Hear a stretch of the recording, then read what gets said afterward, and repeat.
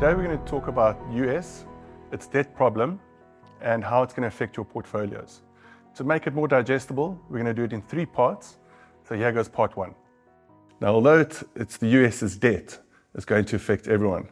Much like the dot-com bubble and the great financial crisis had its origins in the US, but affected everyone. I'd like to start with the first slide, an anecdotal slide. If we look on the left, we can see the S&P 500 index performance over the 70s. It topped out in 1973, and over the following 2 years, it dropped 45%.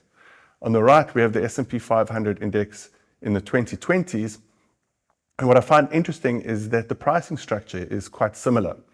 What I find more interesting, though, is that over the same period, in the 70s and the 2020s, how US inflation has followed a very similar pricing structure as well. So it makes me think, what if inflation today continues to follow inflation of the 70s? Will we have a big market pullback in the US and globally like we had in the 70s?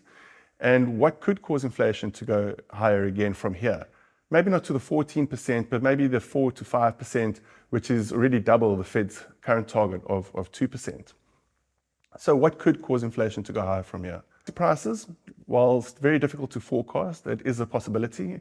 Obviously nothing as, well, I wouldn't expect anything as high as the oil shock we had in the 70s, but it is quite possible. But given that it's difficult to forecast, let's say maybe. Housing prices.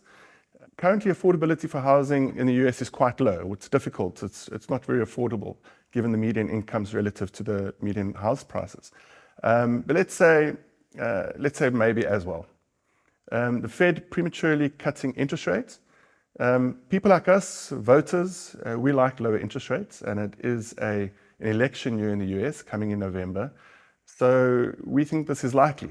The Fed is supposed to be independent from the Oval Office, but we've seen in the past this not to be the case. What about high US government debt?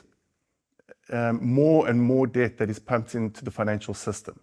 At Flagship, we think this is quite likely. Now, what do we mean by more and more debt?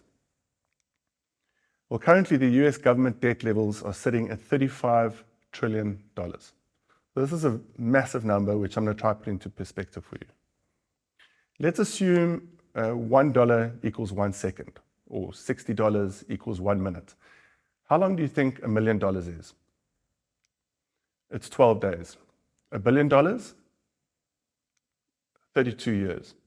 And $1 trillion, that's 32,000 years, which brings us to $35 trillion is equivalent to 1 million years, which is a very, very long time. Okay, great. So let's leave that there for now, and we'll come back to parts 2 and 3 later.